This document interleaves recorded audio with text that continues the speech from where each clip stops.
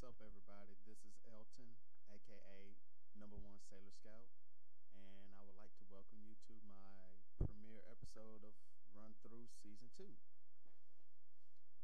Alright, to kick things off, we're going to play my most favorite game of all time, which is Super Mario Bros. 3 for the NES. And to add a twist to it, I'm actually playing the Japanese version, which is a slightly more difficult version than the one we have here in the US. Also, this is going to be a warpless run, which means I'll be playing worlds 1 through 8 through their entirety. And I will do my best to play every single stage in the game, show y'all everything that I know. So, let's play. Alright, World 1, starting off in Grassland.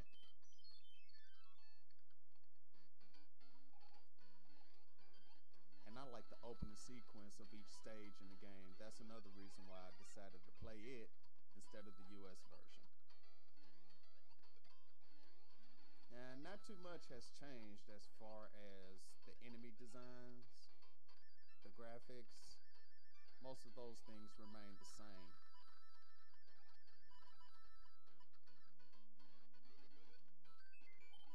And you see I went to the top of the screen to get the 1-up and this whole bunch of coins, and I just fell.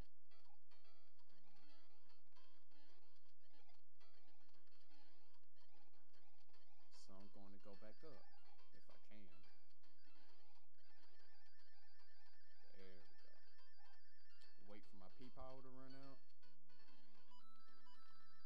Get some more. I kind of have an obsession with getting every single coin. Oh crap!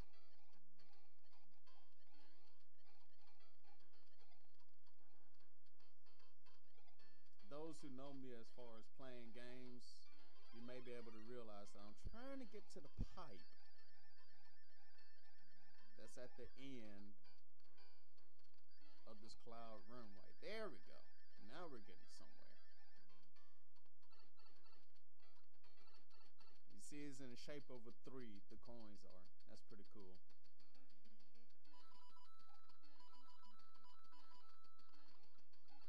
So go down the pipe. Well, come out of there. Now I'm going to go back.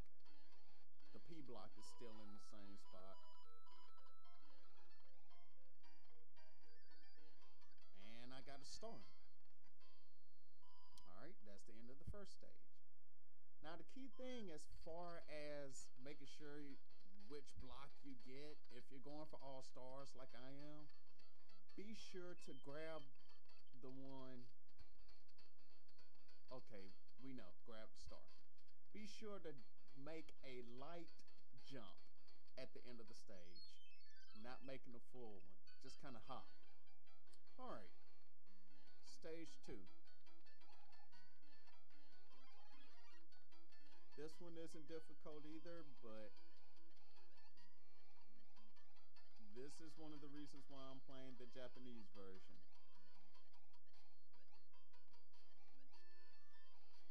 Now, if I keep stepping on these Goombas here, I'm going to start getting a whole bunch of 1-ups.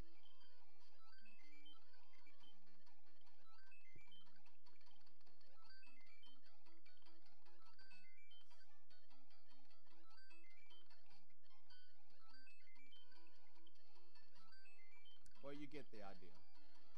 Now, most people just hit the P block under, and they use the ladder. They use the bricks to get into that pipe up there. There's actually an easier way if you have the raccoon leaf. You just run straight down, fly up, snag the 1-up, and then go down the pipe. Just make sure to avoid the piranha plant as well as the fireball that it shoots out.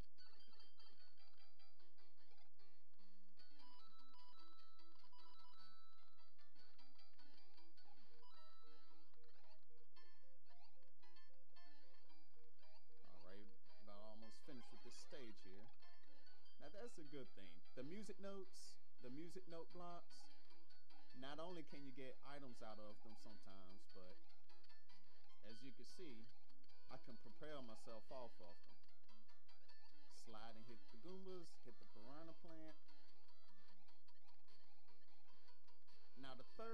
had the star, which I missed.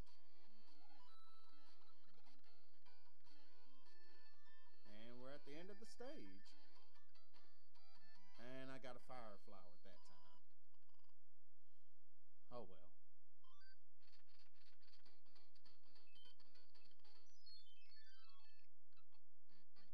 Alright, so now stage 3.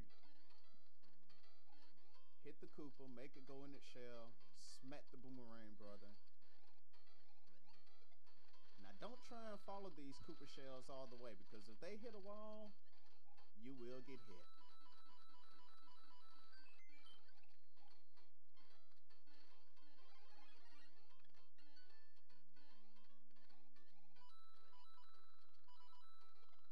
Now like I said, for some reason I just have this thing to where I grab every single coin, even though it's not necessary.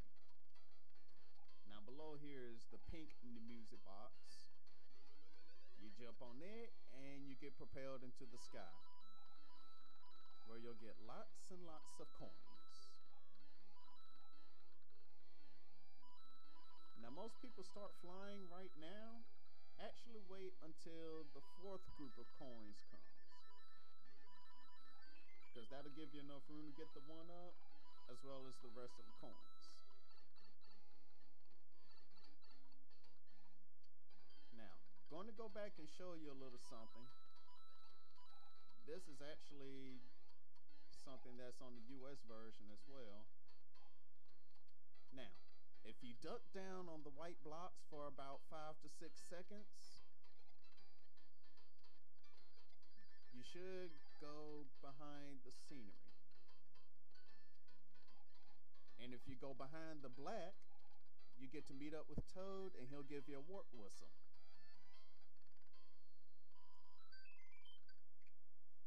But since I'm doing a warpless run, won't need to.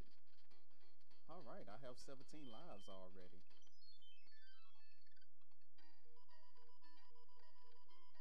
So as you can see, this is all Japanese, but the basics are still here. You get to pick a box and you get the item that's inside. I got a fire flower. Alright, stage 4. Now this one you really have to be careful because of the fact that it's automatic scrolling, and the actual platforms that you jump onto are quite narrow, and these that I'm hopping on, they actually fall as soon as you hit them. So you have to be really careful.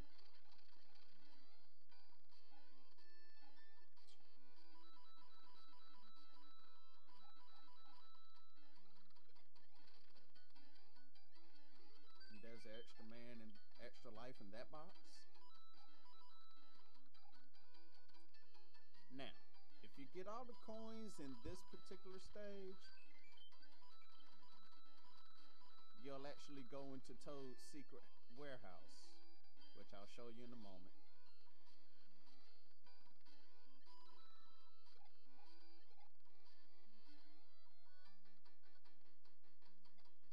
I just wanted to knock that Koopa paratrooper down. No reason. And I got a fire flower. Alright, so Toad's secret house comes up.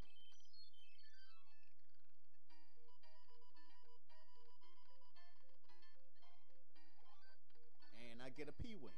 Now what a P-Wing does, it gives you the exact same capabilities as the regular Raccoon Leaf, except for you get unlimited flying power. Now this is the card slot game.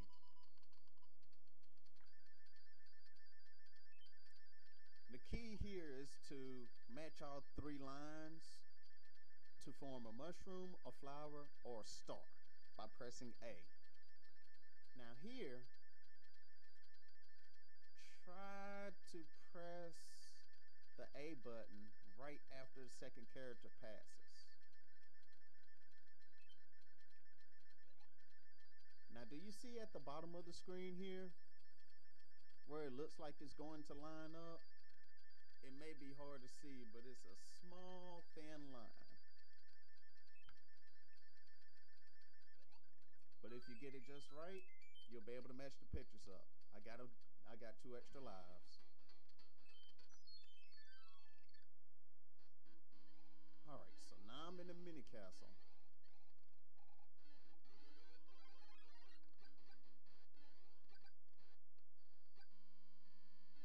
Now, why there's a fire flower in this part of the game, I have no idea. Oh well. Stomp on the dry bones trooper.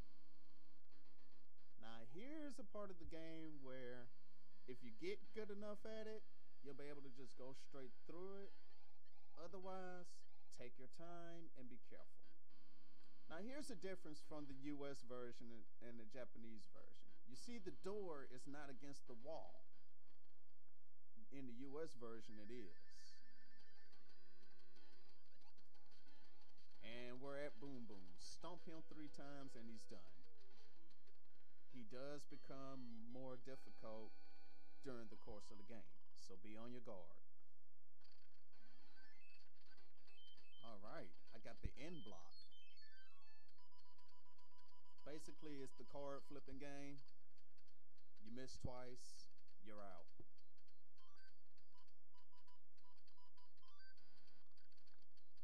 As you can tell, I'll be playing this a lot during the game because my memory is not that good. Sometimes you just guess right, like I did there.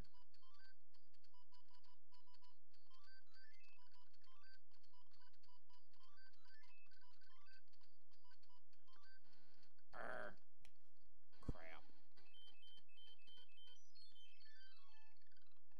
Alright, now I'm fighting the Hammer Brother. Just punch him from below, knock him down, and grab the idol.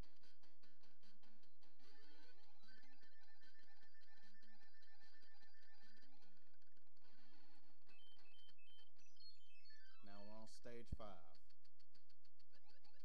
Slide down, knock out the buzzer beetles.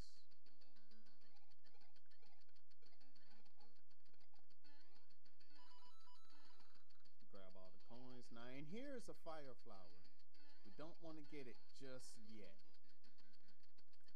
Now, what we're going to do, there's also the bonus world in this stage also. Do you see where the pink is? There's a small pink block. It's actually a pink set of stars right where the blue ones are. You hit in that area and you reveal the pink music box. Jump on it and get in the bonus world.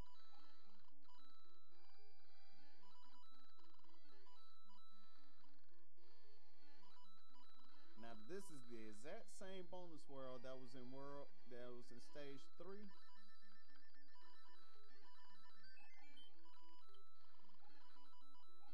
So you shouldn't have too many problems getting yourself a lot of coins and possibly a 1-up. Alright, now we get the fire flower.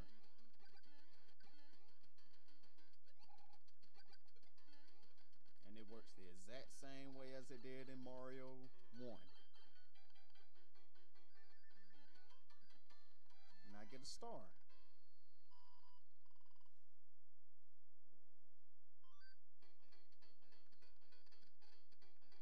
Okay, now I'm at stage 6. I'm surprised I have 23 lives so far. Now this one you definitely will want to have the raccoon power handy. Because as you see, moving platforms, paratroopers, regular Koopa Troopers, whole lot of traps. One thing to note about the extra lives on this game, they seem to want to go in the opposite direction that you're facing. So you could trick the computer by facing in the opposite direction you want to go. Computer lag.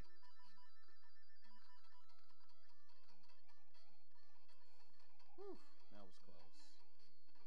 But I like flying up top because I get more coins. And I have 26 lives already.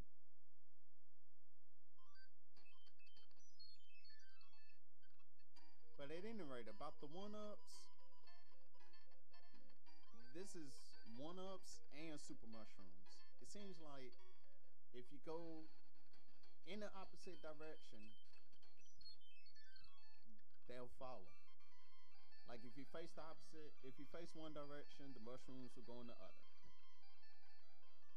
Okay, so here we have Toad saying, okay, the king has been turned into a dog.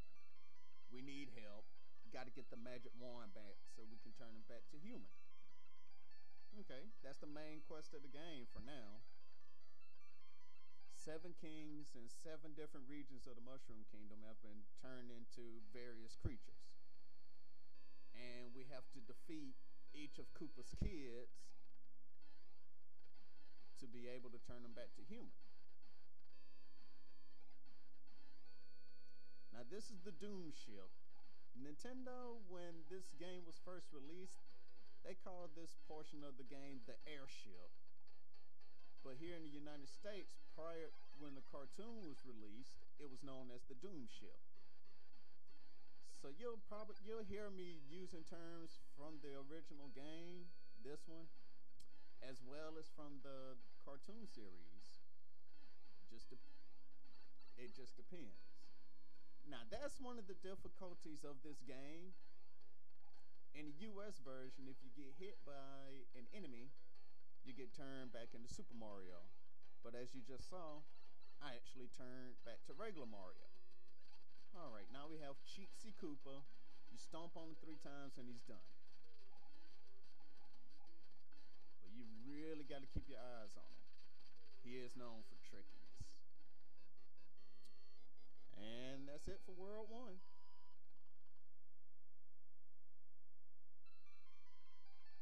Now Cheatsy's Doom Ship is destroyed. And the king will thank you for turning him back to normal.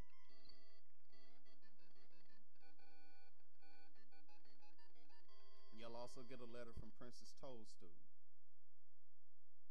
Now since it's all in Japanese, I'm not going to be able to read it. But if you have the US version, then more than likely it's no different from the Japanese version. So here's a little bit about Cheatsy that you kind of memorized from the Super Mario 3 DVD series that I bought like a couple of months ago. Basically, Cheatsy does what his name is. He's a cheater. He likes to sneak around.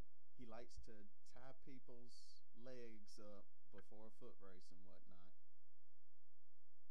And he cheated so much while in school that he developed writer's cloth. So with that said, he's one of Koopa's kids, 7 children. If King Koopa needs sneakiness and just downright being unfair, then he calls on Cheatsy for his help. So there you have it. We're at the end of World 1, and we're at the end of this part of the episode. So what I'm going to do is select the state here, and I'm actually going to use save state. Reason being is because of my schedule. Kind of difficult for me to be able to actually play the game straight through. So on the next episode, we'll be going to World 2, which is Desert Land. Hope to see you there.